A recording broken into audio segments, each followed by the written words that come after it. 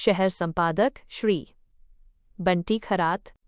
जळगाव लाचलुचपत प्रतिबंधक विभागाने जळगाव शहरात एक मोठी कारवाई केली असून शनीपेठ पोलीस स्टेशनमधील पोलीस नाईक विनोद पितांबर अहिरे यांना 1 लाख रुपयांची लाच स्वीकारताना रंगेहात पकडले आहे। या कारवाईमुळे जळगाव पोलीस दलात मोठी खळबळ उडाली आहे। मिळालेल्या माहितीनुसार एका तक्रारदाराच्या मुलांविरुद्ध शनीपेठ पोलीस स्टेशनमध्ये तक्रार अर्ज दाखल झाला होता। या अर्जाची चौकशी पोलीस नाईक विनोद पितांबर अहिरे यांच्याकडे सोपवण्यात आली होती। या अर्जावर कोणतीही कायदेशीर कारवाई न करता तो निकाली काढण्यासाठी अहिरे यांनी सुरुवातीला 2 लाख रुपयांच्या लाचेची मागणी केली होती।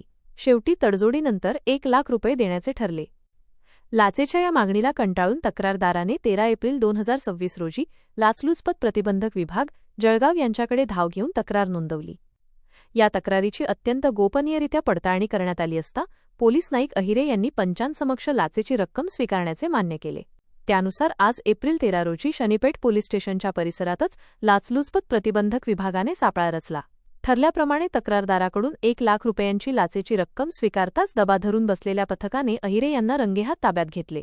सध्या या प्रकरणी शनीपेठ पोलीस स्टेशनमध्ये गुन्हा दाखल करण्याची प्रक्रिया सुरू आहे।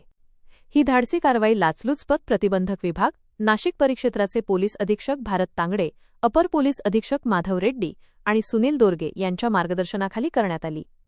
या कारवाईत पोलीस उपअधीक्षक योगेश ठाकूर, पोलीस निरीक्षक हेमंत नागरे, स्मिता नवघरे तसेच संगीता पवार, राकेश दुसाने आणि अमोल सूर्यवंशी यांच्या पथकाचा समावेश होता।